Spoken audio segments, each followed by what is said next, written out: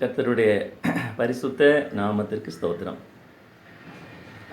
மீண்டுமாக ஆமாம், தேவன் தாமே அவங்க எல்லாரையும் ஆசீர்வதிப்பாராக. அல்லேலூயா. ஒரு அருமையான சான்ஸை நம்ம ஆண்டவர் தந்திருக்கிறார். ஆண்டவர் நமக்கு தந்த அவருடைய வசனங்களை நாம் இப்போ தியானிக்க போகிறோம். ஜெபிக்கலாமா? ஜெபம்.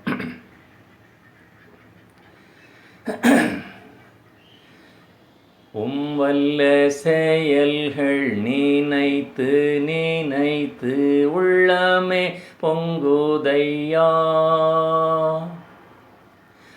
வல்ல செயல்கள் நினைத்து நினைத்து உள்ளமே பொங்குதையா.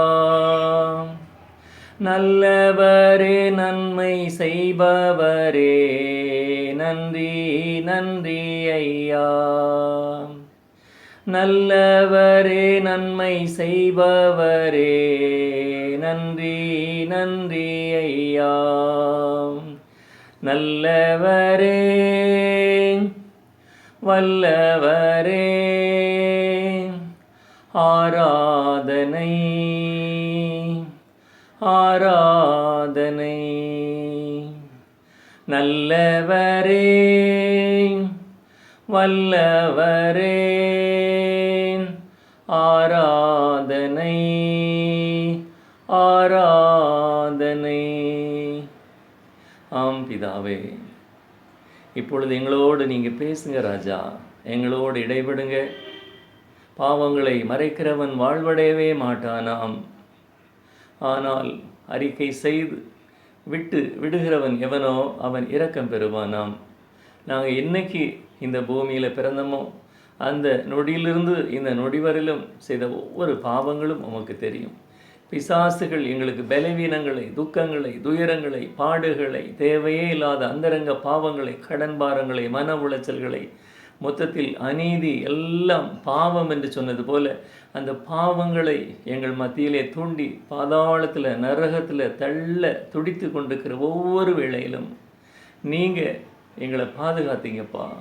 உம்முடைய வசனங்கள், உம்முடைய உயிருள்ள வசனங்கள், உம்முடைய உயிருள்ள வார்த்தைகள், உம்முடைய பரிசுத்தமான இரத்தம் இந்த நொடிவரையிலும் எங்களை மீட்டு கொண்டதப்பா. அதற்கு நீங்கள் சாட்சி, உங்கள் தூதர்கள் சாட்சி, நீங்கள் படித்த அந்த சூரியன், சந்திரன், நட்சத்திரங்கள் சாட்சி, நாங்கள் சாட்சி. ஆண்டவரே, இப்பொழுது எங்களோடு இடைபடுங்கப்பா, எங்களோடு பேசுங்கப்பா. உம்முடைய நாமத்தின் மகத்துவங்களை நாங்கள் கற்றுக்கொள்ளணும்ப்பா. உம்முடைய மறை பொருள்களை எங்களுக்கு வெளிப்படுத்துங்கப்பா. மீட்பர் இயேசுவின் வல்லமையுள்ள திரு நாமத்தில் பிதாவே, ஆமென். கர்த்தருடைய பரிசுத்த நாமத்தில் ஸ்தோத்திரம். தேவன் தாமே நிச்சயமாக உங்களை ஆசீர்வதிக்க வல்லவராக இருக்கிறார். நல்ல ப்ரேயர் பண்ணுங்க, வேதம் வாசிங்க, மனப்பூர்வமாக இருதயத்தின் ஆழத்திலிருந்து அந்த பாவங்களை அறிக்கையிடுங்க. அறிக்கையிடுவதோடு மட்டுமல்ல, விட்டுவிடணும் ஆண்டவரேன்னு சொல்லி அவர் சமூகத்தில் கதறி கெஞ்சி கேளுங்க. நம்முடைய வாழ்க்கையில் வெளிச்சம் உருவாகும். ஒரு தெளிவான ஒரு ஆலோசனைகளை தருவார். நம்ம எடுக்கிற தீர்மானங்கள், போடுகிற சிக்னேச்சர்ஸ் எல்லாம் கரெக்டாக இருக்கும். ஏன்னா கடைசி காலம் பாருங்கள், இன்றைக்கும் ஒரு ஆண்டவர் ஒரு வாய்ப்பை தந்திருக்கிறார். நேற்று தான் ஆரம்பித்த மாதிரி இருந்து இது வரைக்கும் 76-77 வீடியோ போடுறதுக்கு ஆண்டவர் உதவி செய்திருக்கிறார். இந்த வீடியோக்களை உங்கள் ஃப்ரெண்ட் சர்க்கிளில் நிறைய பேருக்கு அனுப்புங்க. ஒரு மன ஆவியோடு இதை பாருங்கள். ஏதாவது குற்றங்கள், குறைகள் இருந்தால் எங்கள் மத்தியில் நீங்கள் ஃபோனில் பேசலாம். ஆமாம், அதிகாலையில் 7 மார்னிங். ஆமாம், நாங்கள் ஒருவேளை சுவிட்ச் ஆஃப் பண்ணாமல் இருந்தால் நீங்கள் லைனில் வரலாம். ஆமாம், எங்கள் ஊழியங்களுக்காக நீங்கள் பாரப்பட்டு ப்ரேயர் பண்ணுவீங்க, நாங்கள் விசுவாசிக்கிறோம். நாங்களும் உங்களுக்காக ஒவ்வொரு நாளும் நாங்கள் ஜெபிக்கிறோம். இப்போ நம்ம ஆண்டோடைய வசனங்களுக்கு நேராக நாம் கடந்து செல்லலாம். நன்றி. பாருங்கள், அவர் நம்ம ஆண்டவர் சொல்கிறாரு, தயவு செய்து நம்ம கர்த்தருக்கு கோபம் ஊட்டாதிருங்கள். ஆமாம், கர்த்தருக்கு கோபம், நம்ம பரிசுத்த ஆவியானவருக்கு நம்மால் அவர் கோபம் அடையக்கூடாது. ஆமென். அது வீடுகளாக இருக்கட்டும், ஊழியங்களாக இருக்கட்டும், செய்கிற கையின் பிரயாசங்களாக இருக்கட்டும், மனப்பூர்வமாக சமாதானத்தோடு தான் எந்த ஒரு பணியிலையும் நாம் இருக்கணும். ஆமென். அதை அவர் விரும்புகிறார். அப்போ பரிசுத்த ஆவியானவருக்கு ஏன் கோபம்? நாம் மூட்டுதுன்னு சொல்லி கொஞ்சம் சிந்திக்கணும். அதுக்கு தான் ஆண்டவர் நம்ம இந்த பரிசுத்த வேதாகமத்தை தந்திருக்கிறார். ஏமே கர்த்தர் நல்லவர், அவர் இரக்கமுள்ள தேவன்.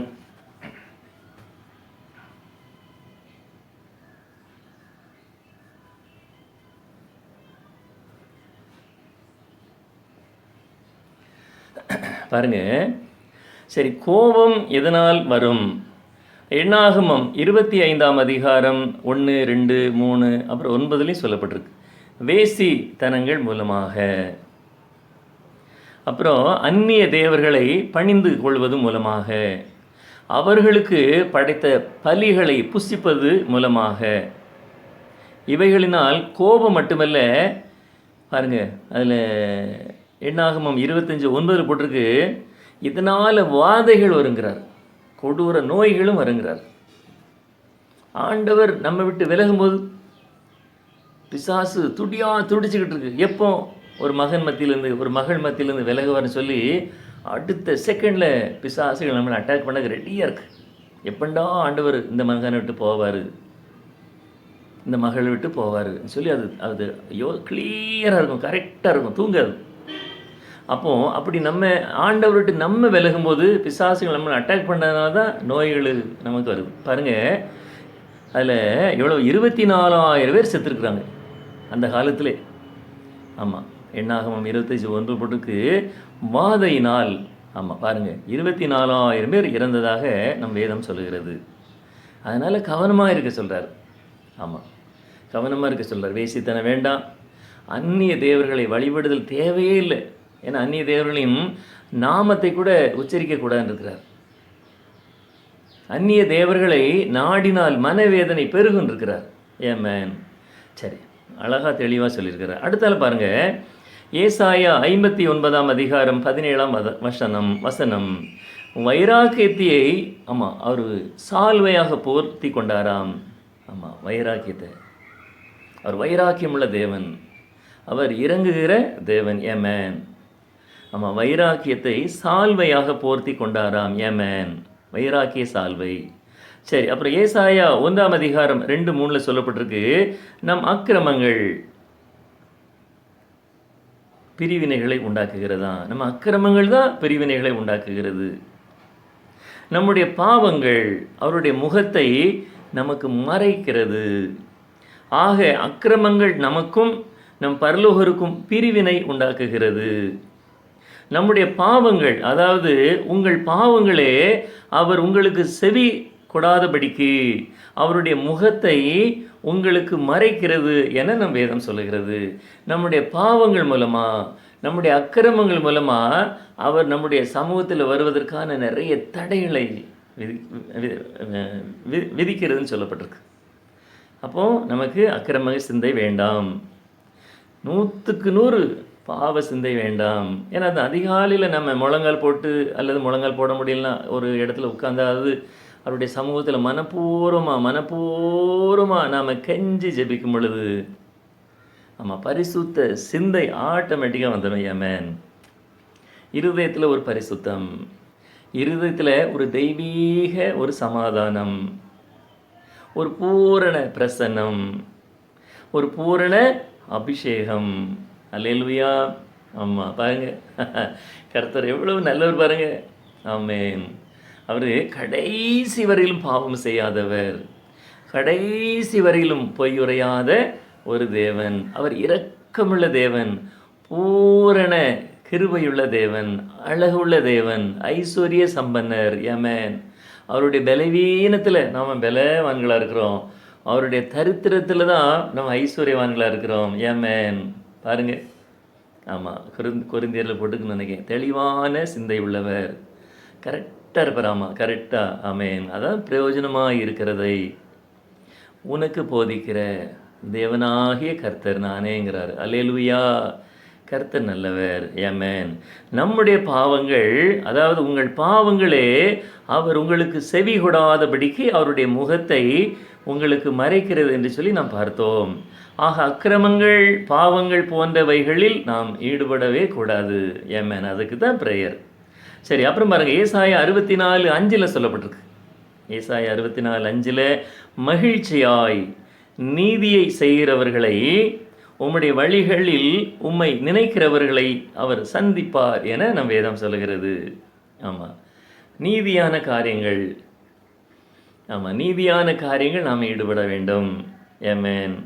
அதுவும் மகிழ்ச்சியாய் நீதி செய்கிறவர்களை உம்முடைய வழிகளில், அதாவது அவரை நம்ம இரவும் பகலும் உமது வேதத்தில் தியானமாயிருக்கிற மனுஷன் பாக்கியவான் சொன்னது போல, உம்முடைய வழிகளில் உம்மை நினைக்கிறவர்களை சந்திப்பார் என நம் வேதம் சொல்லுகிறது. ஆக நீதியாய் அவருடைய சாட்சிகளை நாம் நினைக்கும்படியாக நாமும் சாட்சியாக வாழ கற்றுக்கொள்ளுதல் மிக அவசியம். ஆக பிரேயர், பாவ அறிக்கை, ஆட்டோமேட்டிக்காக எல்லாம் தெளிவாக நம்மை நடத்த அவர் வல்லவராக இருக்கிறார், நடத்துவார். ஆமென்.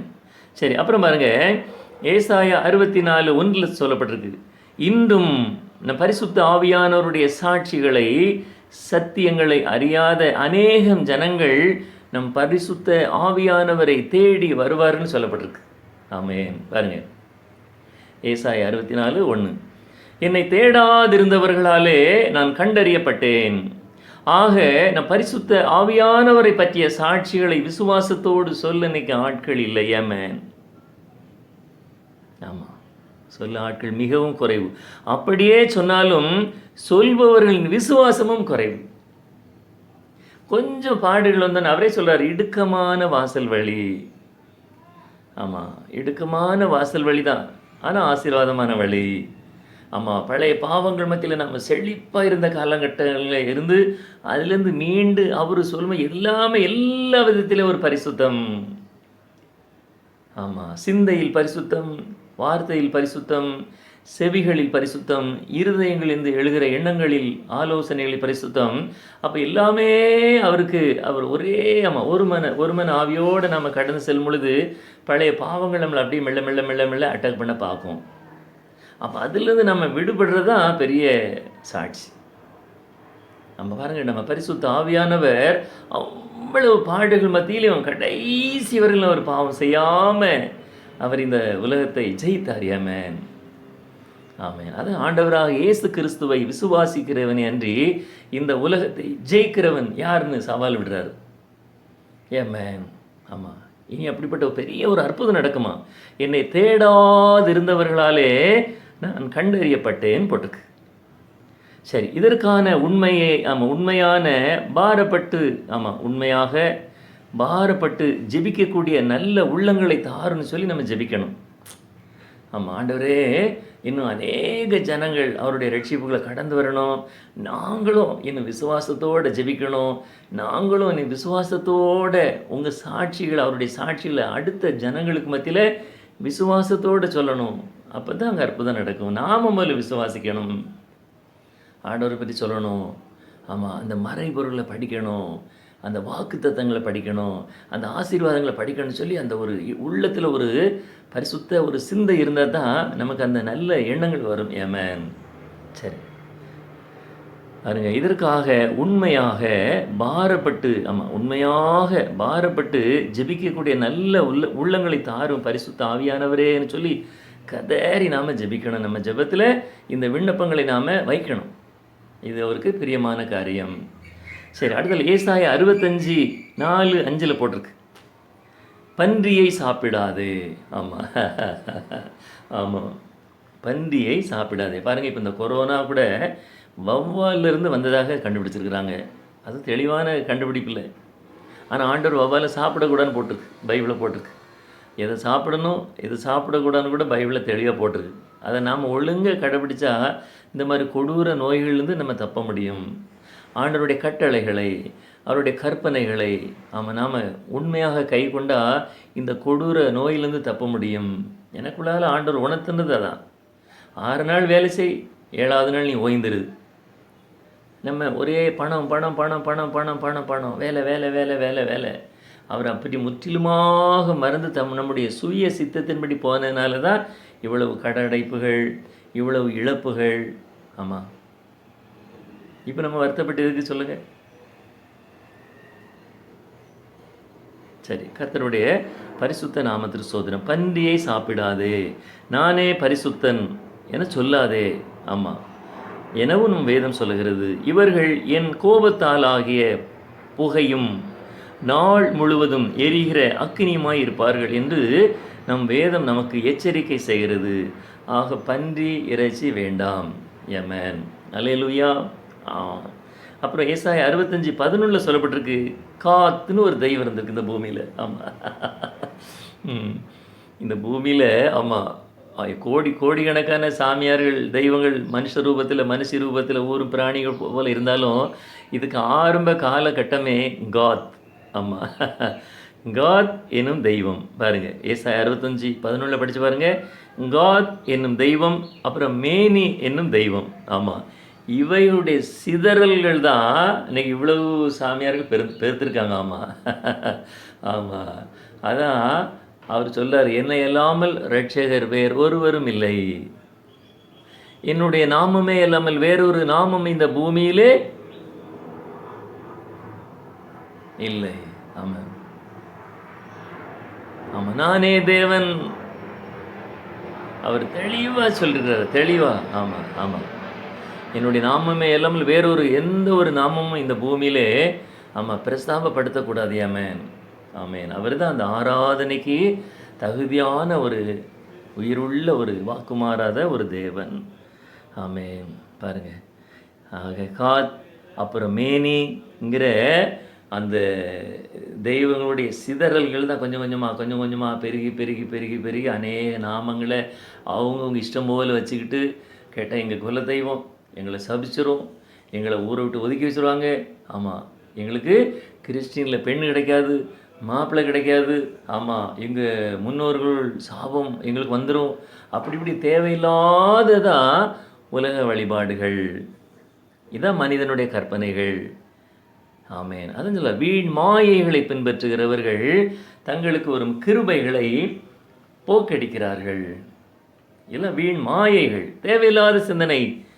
ஒரு பிரச்சனை வந்துட்டுனா அதுக்கு பரிசுத்த வேதாகமம் என்ன சொல்லுதுன்னு சொல்லி உடனே அவர் சமூகத்தில் நம்ம சரண்டர் ஆகணும். ஒரு நல்ல காரியமாக இருக்கலாம், அல்ல ஒரு கெட்ட காரியங்களாக இருக்கலாம், எதுவாக இருந்தாலும் அவரை முன்னிலைமைப்படுத்தணும். ஆமேன். அப்போ தெளிவான ஒரு கரெக்டான ஒரு பாதை நமக்கு கிடைக்கும். ஆமேன். சரி, பாருங்கள், அநேக மனுஷி வடிவில் வந்து நம் ஜனங்களை பாதாளத்திற்கும் கொடூரமான பாவங்களுக்கும் இழுத்து செல்கிறது. இவைகள் மேலும் வளராதபடிக்கு நாம் ஜெபித்தல் மிக அவசியம். நம்ம எவ்வளோ ஜெபிக்கிறோம், எங்கள் மனைவி ஆசீர்வதிங்க, எங்கள் பிள்ளைகளை ஆசீர்வதிங்க, எங்கள் பெற்றோர்களை ஆசீர்வதிங்க, எங்கள் ஊழியங்களை ஆசீர்வதிங்க. ஆமாம், அல்லது எங்களுடைய கையின் பிரயாசங்களை ஆசீர்வதின்னு ஒரு நாளுமே நாம் ஜெபிக்கக்கூடாது. ஆமேன். ஆமாம், சுத்தமான ஜெபம். யோபு சொன்னது போல் பரிசுத்த ஆவியானவர்கிட்ட கேட்கணும், ஆண்டவரே நான் எதுக்கெல்லாம் ஜெபிக்கணப்பா. ஏன்னா அவருக்கு உனக்கு இன்னது தேவை என்பதை அவர் முன்னமே அறிந்திருக்கிறார். ஆதலால் வீண் வார்த்தைகளை சொல்லி அலப்பாதைங்கள் சொல்லி மத்தேயுங்கிற ஒரு அருமையான மனுஷன் மூலமாக, ஒரு தேவதாசன் மூலமாக நம்மகிட்ட ஆரம்பத்திலே சொல்லிட்டார். அதனால் நமக்கு என்னது தேவைங்கிறது தெரியும். நம்ம வாயிலிருந்து வார்த்தைகள் வருவதற்கு முன்னே அவருக்கு தெரியுமாம். அப்போ நம்ம விண்ணப்பங்கள் தேவையில்லை. அதனால் ஒரு நம்பிக்கைக்கு, ஆண்டவரே இப்படிலாம் ஒரு சின்ன இதை நீங்கள் ஆசீர்வதிங்கப்பா, இதை நாங்கள் எப்படி செய்யணும், ஆமாம் செய்யலாமா செய்யக்கூடாதா, இது நம்ம ஆண்டவர் சமூகத்தில் கேட்கலாம். மற்றபடி எங்களுக்கு அதை தாங்க இதை தாங்க தேவையே இல்லை. நமக்கு கரெக்டாக ஆட்டோமேட்டிக்காக நடக்கும். ஏமேன். ஆமாம், என்னது தேவைங்கிறத ஆமாம் அவர் சொல்லாமலே அவர் தர வல்லவராக இருக்கிறார். அவருடைய பிள்ளைகள் அவர் சொல்லார், என்னுடைய சிநேகிதர் என்று சொல்லுங்கள்ங்கிறார். ஏமேன். நமக்கு பரம வைத்தியர் அவர் தான், பரம தகப்பன் அவர் தான், நமக்கு ஆலோசனையில் பெரியவர் அவர் தான், ஆச்சரியமானவர் அவர் தான். ஏமேன். அல்லேலூயா. ஆமேன். பாருங்கள், சரி, அதனால் நாம் ரொம்ப கவனமாக ஜெபிக்கணுங்கிறார். ஆக இந்த காத் அப்புறம் மேனிங்கிற பிசாசுகள் ஆமாம் நம் பரிசுத்த ஆவியானவருக்கு வேதனை தரும். ஆமாம், அவர் கோபத்தை உண்டாக்கும். ஆமாம், அதன் மூலமாக தான் வாதைகள் வரும். ஆமாம், ஆண்டவர் நம்மகிட்ட விலகினாலே ஆட்டோமேட்டிக் எல்லா பாடுகளும் வந்துடும், எல்லா தரித்திரங்களும் வந்துடும். ஆமாம், அதான் யோபுவின் வாழ்க்கை. பாருங்கள், பிசாசு அந்த யோபுவை அட்டாக் பண்ணதுனால தான் ஆமாம் அவங்க பெத்த பிள்ளைகளுடைய இழப்புகள், ஆடு மாடுகள், குதிரைகள், கழுதைகள் இழப்புகள், சொத்து சுகங்கள் இழப்புகள், அதனால் தெளிவாக யோபு மூலமாக நமக்கு விளக்கி இருக்கிறார். ஏமேன். சரி, கவனமாக இருக்க சொல்றாரு. 64 ஏசாயா 64:12 போடப்பட்டிருக்கு. ஆமென். சரி, அப்புறம் அடுத்தால பாருங்க, ஏசாயா 64:19 நாம் உயிர் உள்ள, ஆமாம், நம்ம பரிசுத்த ஆவியானவரை மனப்பூர்வமாக ஆராதிக்கும் போது இந்த என் ஜனத்தின் மேல் மகிழ்ச்சியாக இருப்பேன்கிறார். ஏமேன். ஆமாம். நம்ம உயிருள்ள பரிசுத்த ஆவியானவரை நம்ம என்ன செய்யணுமா? மனப்பூர்வமாக ஆராதிக்கணும். ஏசாயா 64:19 பாருங்க. அப்போ அவர் மகிழ்ச்சியாக இருப்பாரா நம்ம மேலே. ஏமேன். ஆமேன். அழுகையின் சத்தம் நோ. ஏமேன். கூக்குரலின் சத்தமும் நோ. அல்லேலூயா, அல்லேலூயா. சரி, அப்புறம் ஏசாயா 64:22 சொல்லப்பட்டிருக்கு. அந்த பின்பகுதி வசனம் பாருங்க. நான் தெரிந்து கொண்டவர்கள் தங்கள் கைகளின் கிரியைகளை நெடுநாளாய் அனுபவிப்பார்கள். ஆமென். நாம் எல்லாம் தெரிந்து கொண்ட பாத்திரம். அவர் சொல்ல, ஒரு சந்ததி என்னை சேவிக்கும். அந்த சந்ததி தான், ஆமாம், ஆச்சரியமாக இருக்கும். அதில் நாடாரு கோனாரு தேவருங்கிற ஜாதி பாடுகளே கிடையாது. இந்து கிறிஸ்டின் முஸ்லீம்ங்கிற பாகுபாடு கிடையாது. ஆமேன். ஆர்சி சிஎஸ்ஐ பெந்தேகோஸுங்கிற சபை பாகுபாடு கிடையாது. இந்த உலக ஜனங்கள் யாராக இருந்தாலும் நாம் ஆண்டவர் சமூகத்தில் சரண்டர் ஆகிட்டாலே போதும். ஆமாம். நாங்கள் இந்த மேட்டூர் பகுதியில் அருமையான ஒரு ஊழியம் செய்துட்டு இருந்தோம். அங்கே எனக்கு முதல்ல அங்கெல்லாம் போட்டு பாஸ்டர் ஆர்டினேஷன் கொடுத்து, ஆமாம், ஒரு எங்கள் ரிலேஷன் சர்க்கிளில் ஒரு அருமையான ஒரு ஐயா, வாழ்க்கையில் மறக்க முடியாத ஒரு சாட்சி. மேட்டூர், அப்புறம் அங்கேருந்து வந்தால் மேச்சேரின்னு ஒரு இடம் வரும். அப்புறம் என்ன, கைகாட்டி வெள்ளார், கோவில் வெள்ளார், எருமைப்பட்டி, ஆமாம், அந்த ஏரியாக்கள். அதுக்கப்புறம் போனால் நேரு தொப்பூர், தருமபுரி, சேலம்லாம் போகலாம். அந்த இடத்துல சென்றாய ரெட்டியூர்னு ஒரு அருமையான ஊர். காமராஜராக இருக்கட்டும் அல்லது அண்ணாதுரையாக இருக்கட்டும், யார் வந்தாலும் அந்த ஊரில் தங்குவாங்களாம், அந்த வீட்டில். ஆமேன். ராமச்சந்திர ரெட்டியார்னு ஒரு நல்ல அருமையான ஒரு சகோதரர், ஆமாம், அங்கே இருக்கிறார். அவர் ரட்சிக்கப்பட்டார். அவர் மூலம் இல்லை, அவங்க மனைவி மூலம் இல்லை, அவங்க மகன் மூலமாக. ஆமேன். நல்ல ஒரு அருமையான ஒரு தேவதாசன். இன்னைக்கு ஹைதராபாத்தில் இருக்காங்க. பாலன்கிற அவர் பேர். அருமையான ஒரு சகோதரன். அவருக்கெல்லாம் கிறிஸ்டினில் பெண்ணே கிடைக்காத நாங்கள். அவர் ஹாஸ்டலில் படிக்கும்போது பரிசுத்த ஆவியானவரால் தொடப்பட்டார். அப்புறம் தன் தகப்பனாருக்கு எழுதுகிறார், மெய்யான தேவன் இயேசு சுவாமி. அவங்க எந்த விண்ணப்பத்தை வச்சாங்களோ அந்த விண்ணப்பம் நிறைவேறியது. ஏமேன்.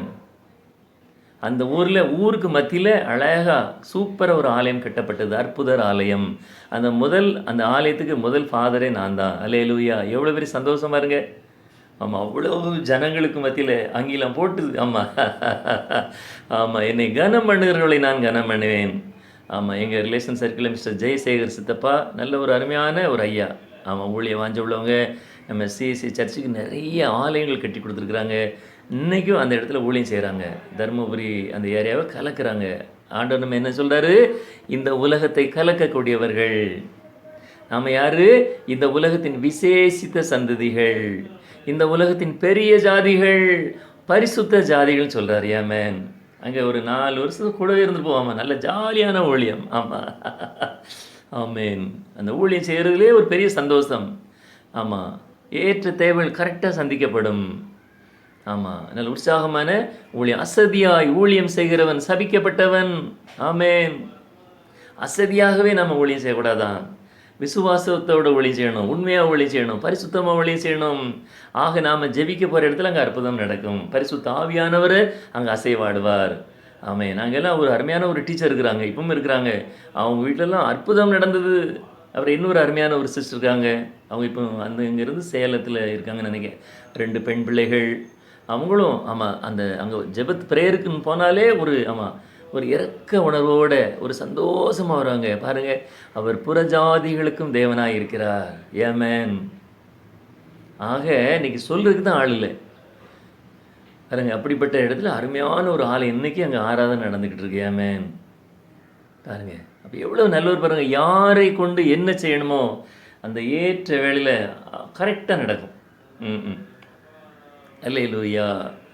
சரி, அப்புறம் பாருங்க, நான் தெரிந்து கொண்டவர்கள் தங்கள் கைகளின் கிரியைகளை நெடுநாளாய் அனுபவிப்பார்கள். ஏமேன்.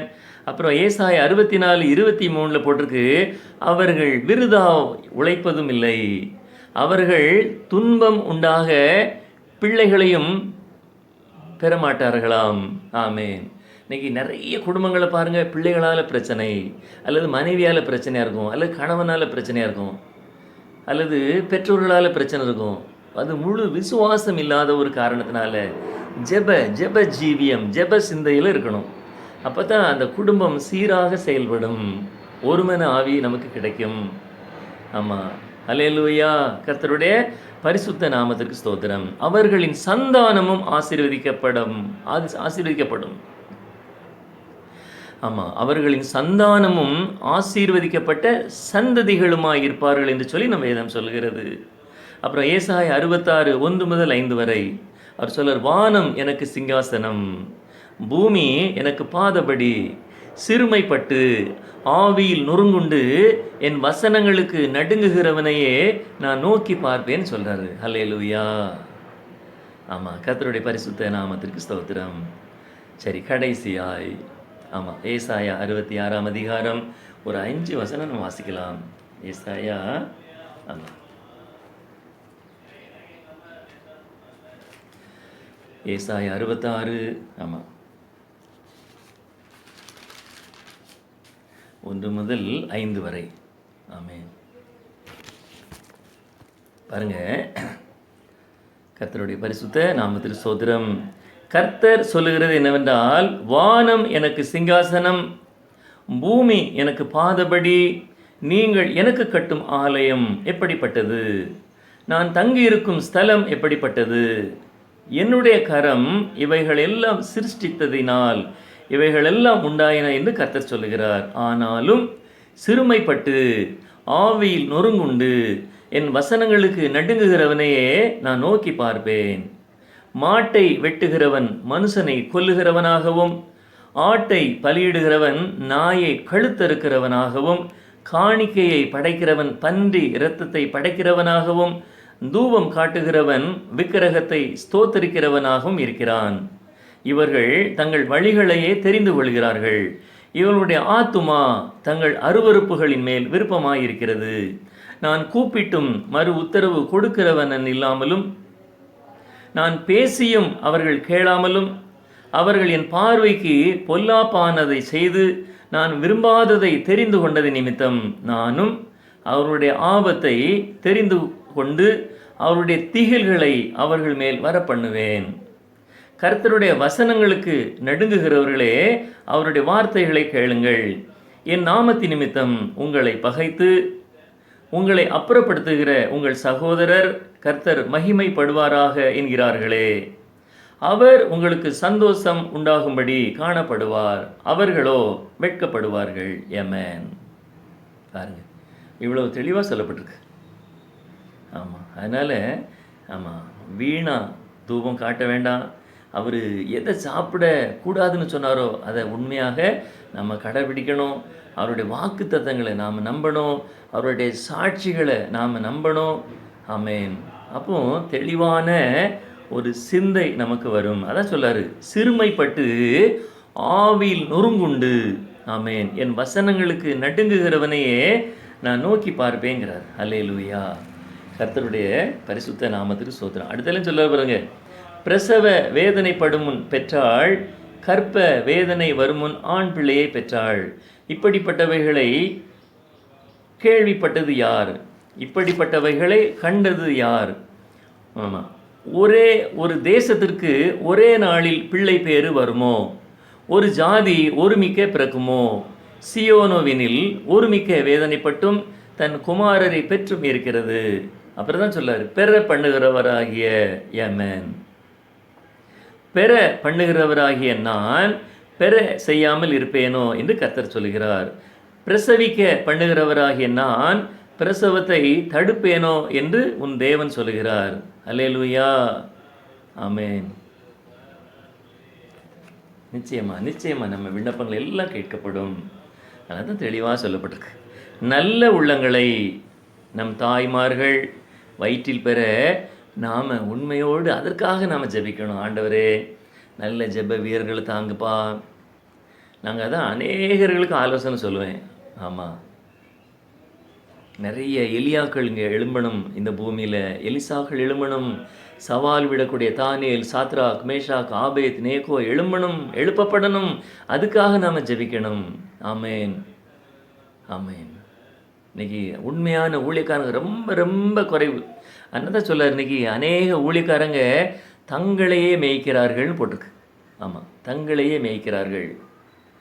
அவர் தான் சொல்லார், இனி ஆமாம், என் ஆடுகள் மலையில் சிதறுண்டு போகிறது, கவனிக்க ஆள் இல்லை, இனி நானே மேய்க்க போறேங்கிறார். மத்தேயு 23 படிச்சு பாருங்க. இடுப்புகளில் அகலமான நாடாக்களை கட்டிக்கொண்டு அவர்கள் வந்தனம் செய்வதே விரும்புகிறார்கள். அதை வாசிக்கணும். ஆமேன். மத்தேயு 23 ஆமாம், வேதையோட சொல்லியிருக்காரு. ஆமாம், இன்னைக்கு பூமியில் நடந்துகிட்டு இருக்கு. அதெல்லாம் அவர் கர்த்தரை கோபத்தை தூண்டுறது, கோபத்தை உண்டாக்குறது. பாருங்க,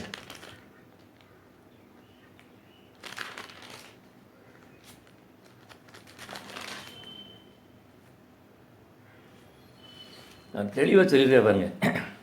பின்பு இயேசு ஜனங்களையும் தம்முடைய சீசர்களையும் நோக்கி, வேதபாரகரும் பரிசேயரும் மோசேயினுடைய ஆசனத்தில் உட்கார்ந்திருக்கிறார்கள், ஆகையால் நீங்கள் கை கொள்ளும்படி அவர்கள் உங்களுக்கு சொல்லுகிற யாவையும் கை கொண்டு செய்யுங்கள்.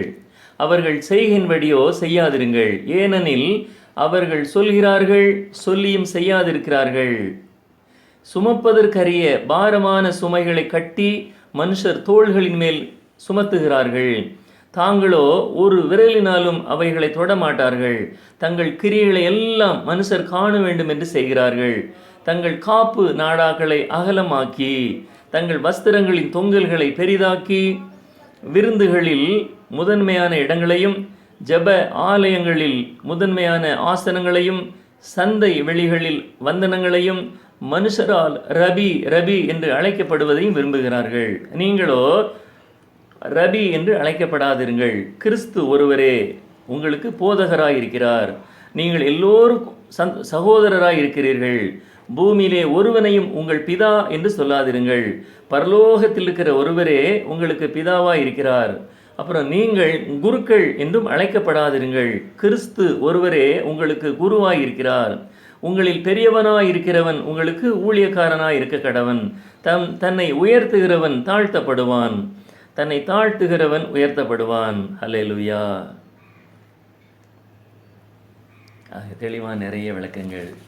சரி, கர்த்தருடைய பரிசுத்த நாமத்துக்கு ஸ்தோத்திரம்.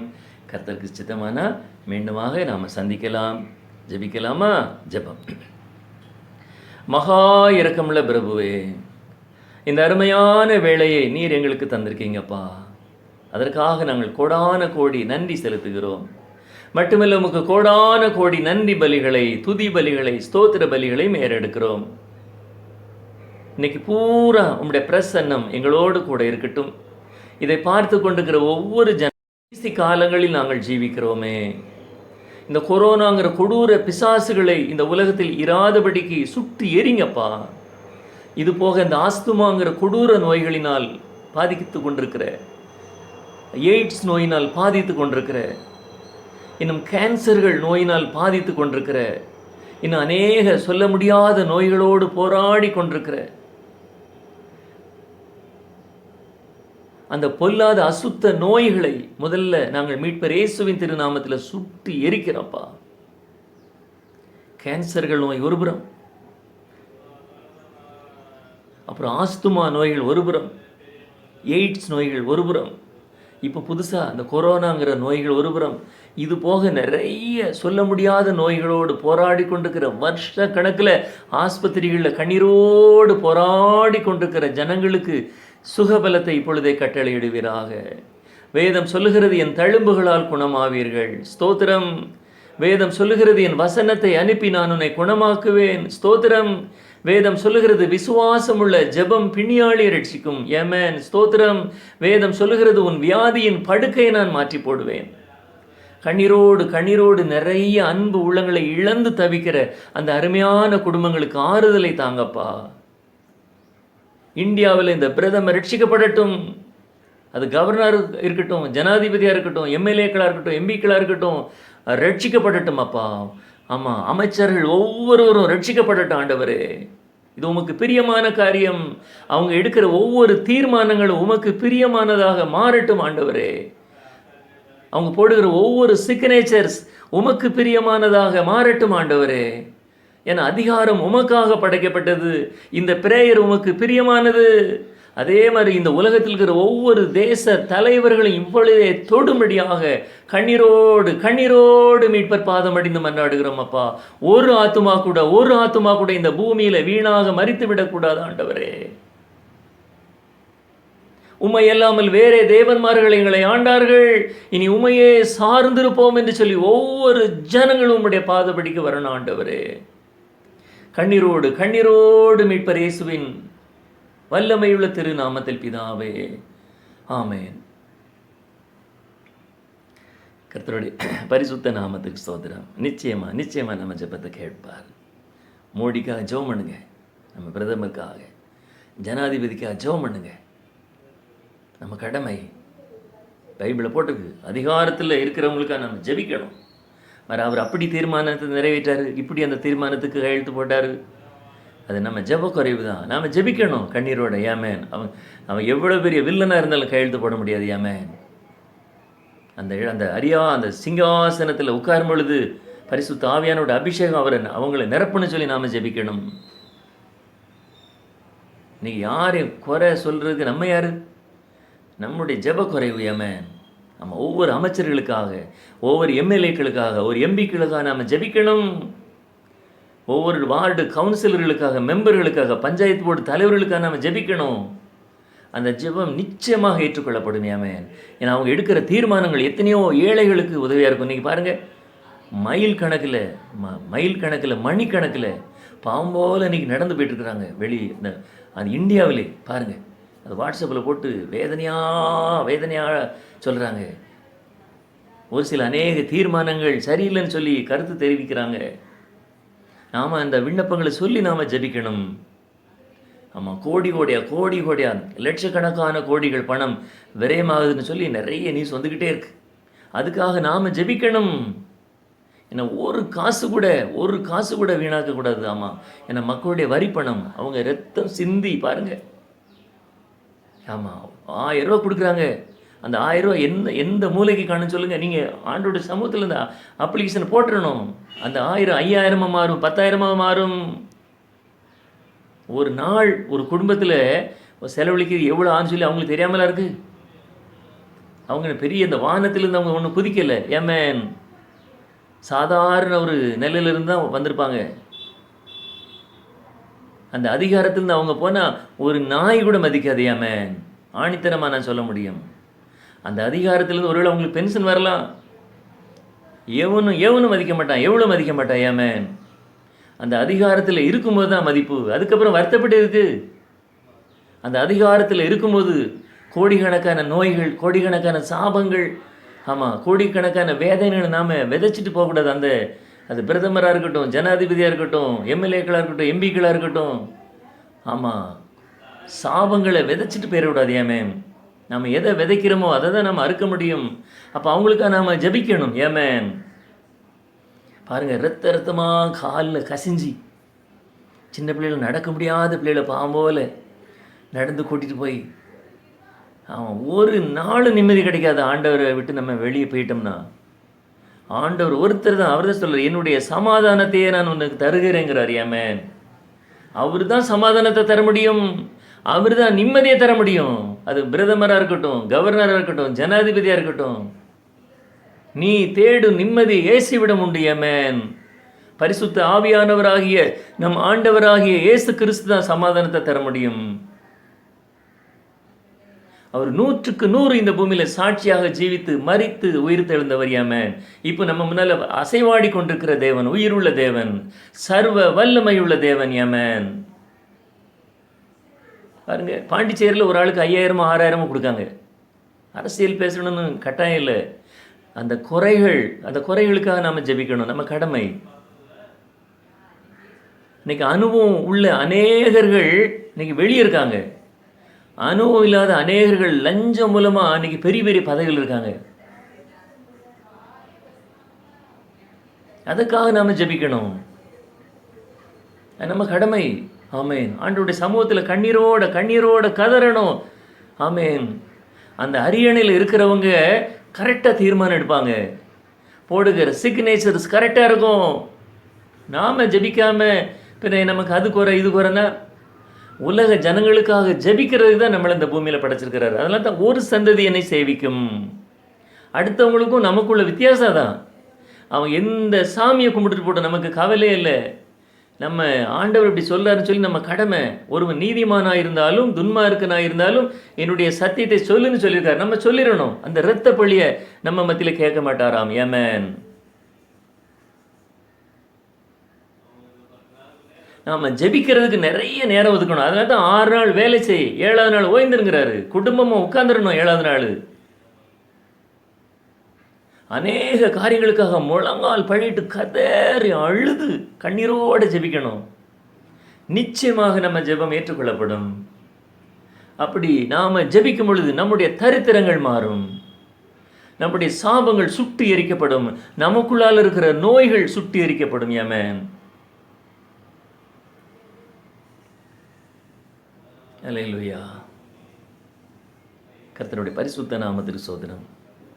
கர்த்தருக்கு சித்தமான மீண்டுமாக நம்ம சந்திக்கலாம். நன்றி. எங்களுக்காக ஜெபம் பண்ணுங்க. இப்பவும் நாங்கள் சொல்கிறோம், இந்த கொரோனாங்கிற பிரச்சனையிலேருந்து வெளியே வரும்போது அது ஃபாஸ்டிங் ப்ரேயர்கள் இருக்கட்டும், ஆமாம், அல்லது கன்வென்ஷனாக இருக்கட்டும், அல்லது வீட்டு கூட்டமாக இருக்கட்டும், ஆன்லைன் ப்ரேயராக இருக்கட்டும், நீங்கள் எங்களுக்கு 5 காசு காணிக்க தர வேண்டியதில்லை. நம்ம எல்லாருமா சேர்ந்து ஜாதிகளுக்கு அப்பாற்பட்டு, சபைகளுக்கு அப்பாற்பட்டு, மதங்களுக்கு அப்பாற்பட்டு ஒருமன ஆவியோடு பரிசுத்த ஆவியான ஒரு நாமம் மகிமைப்படும்படியான காரியங்களை நம்ம சொல்லி நம்ம ஜெபிக்கலாம். அந்த கூட்டங்கள் மத்தியில் நம்ம கலந்து கொள்ளலாம். நிச்சயமாக தேவன் தாமே நம்மை ஆசீர்வதிப்பார். அந்த பங்கு உங்களுக்கு நிச்சயமாக, அந்த ஆசீர்வாதத்தின் பங்கு உங்களுக்கு நிச்சயமாக கிடைக்கும். நன்றி. நன்றி. கர்த்தருடைய பரிசுத்த நாமத்திற்கு ஸ்தோத்திரம்.